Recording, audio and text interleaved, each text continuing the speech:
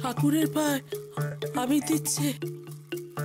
এ তো চেষে ভূত না, ভক্তভূত।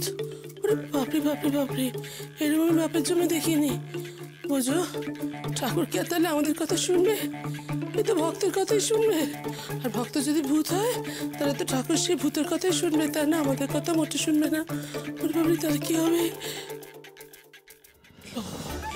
লজেন্স স্যার মানে ঠিক কথা বলেছিল, এই ভূত রামনামও করে, এই ভূত রামনামও করে, ঠাকুরের পুজো করে। ওরে বাবারে, আমার কিরকম হাত পা কাঁপছে গো।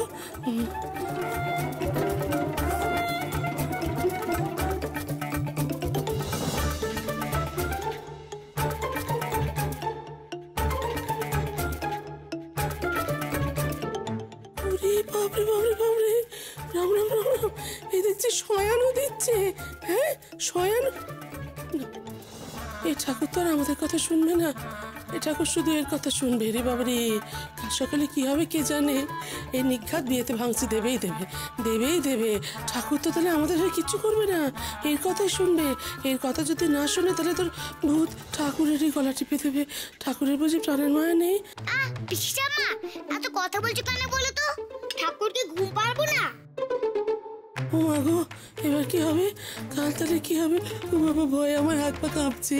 তুমি ঘুমাতে বাবু, কারোর কথা শুনো না। কি হবে? ঠাকুর ঠাকুর ঠাকুর না, রাম রাম রাম রাম, হ্যাঁ, ভূত ভূত ভূত ভূত ভূত ভূত ভূত ভূত ভূত ভূত ভূত ভূত।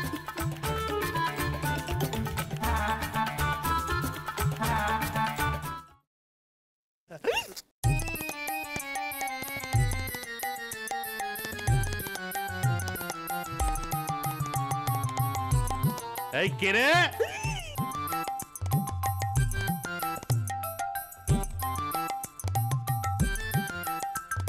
আমি গো জেঠু, ভূতু।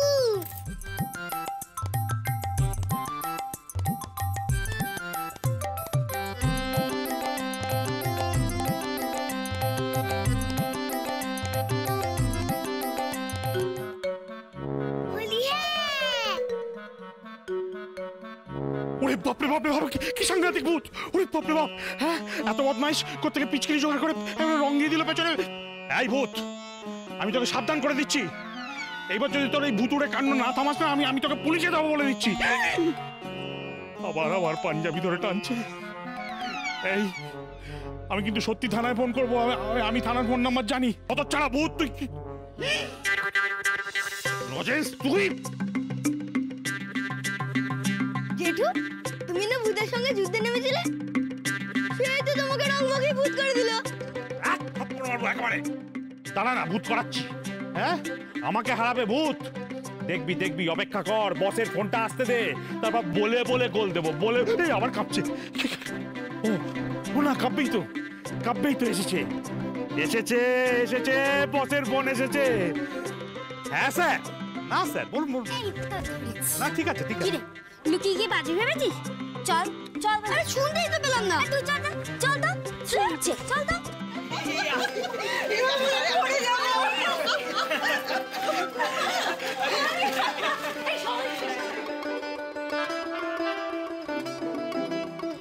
কি জানি কখন আসবে বিক্রম, ভয় লাগছে বাবা।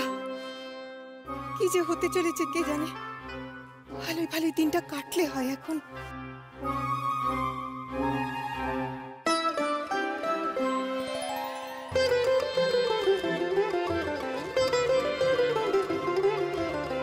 চল, তোর সঙ্গে আমার কথা আছে। আরে কোথায় যাবো? আরে ভিতরে রে বাবা।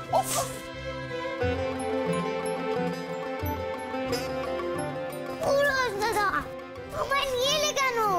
আমার তো কোনো রং খেলে ফিনিশ নয়। কেন নিয়ে এলে? আমি কিন্তু চান করবো না বলেছি। আরে বাবা, তোকে চান করতে কে বলেছে বলতো? ও, তুই বলবো নি না?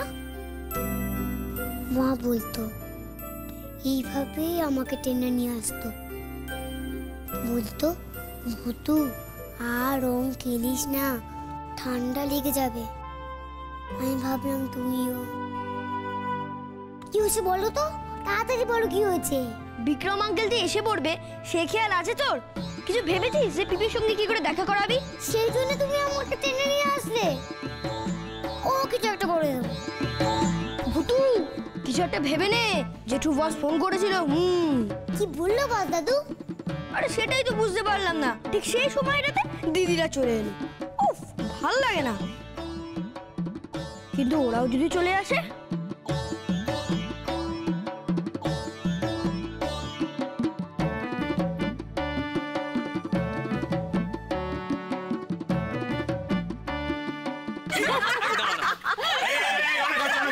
রং খেলা বন্ধ, চলো ভেতরে চলো। এক্ষুনি এলাম রং খেলতে, এক্ষুনি চলে যাবো। আরে এখনই যেতে হবে, ওনারা সব আসছেন। কে আসছে? কি কারা আসছে? যাদের আসার কথা ছিল, রণদীপরা আসছে। ও মা, সে তো ও বেলায় আসবেন ওনারা। না এই বেলায় আসছে। আরে বাবা, ওদের সঙ্গে রং খেলতে হবে তো, একটু রংটা বাঁচিয়ে রাখো। চলো। এখনই আসবেন মানে? ও বৌমা, রান্না বান্নার কি হবে মা? হ্যাঁ দাদা, মানে তো ওনারা দুপুর বেলায় এখানে খাবেন। অফকোর্স, দুপুরেই তো খাবেন।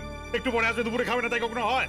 এখানে খাওয়া দাওয়া করবেন, আমাদের সঙ্গে দোল খেলবেন, তারপরে বিকেলে বিয়ের দিনটা করে পাকা করে তারপর যাবেন। না তোমরা ব্যবস্থা করো। এবার কি হবে? বিক্রম বাড়িতে ঢুকবে কি করে? তাহলে তো এখন আমাদের অনেক ব্যবস্থা করতে হবে। জিলিপি, এই জিলিপি, ওট কি করছিস? আয় এখানে আয়। যা শিগগির ভেতরে গিয়ে রান্না বসা। যা এখন এই অনু, এই শুনলাম নাকি ওনারা এক্ষুনি আসছে। হ্যাঁ একটু পরেই। এ বাবা, ও বৌদি, তাহলে রান্না বান্নার কি হবে? ও পিসি, চিন্তা করছো কেন? জিলিপি আছে তো। রণদীপও আসবে, আবার বিক্রমও আসবে। হে ভগবান, এ তো বড় কেলেঙ্কারি হতে চলেছে।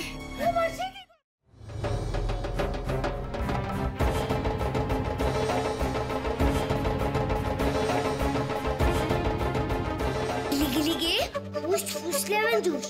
রণদীপ আঙ্কেলের হাত ঘুরে যাও প্লিজ।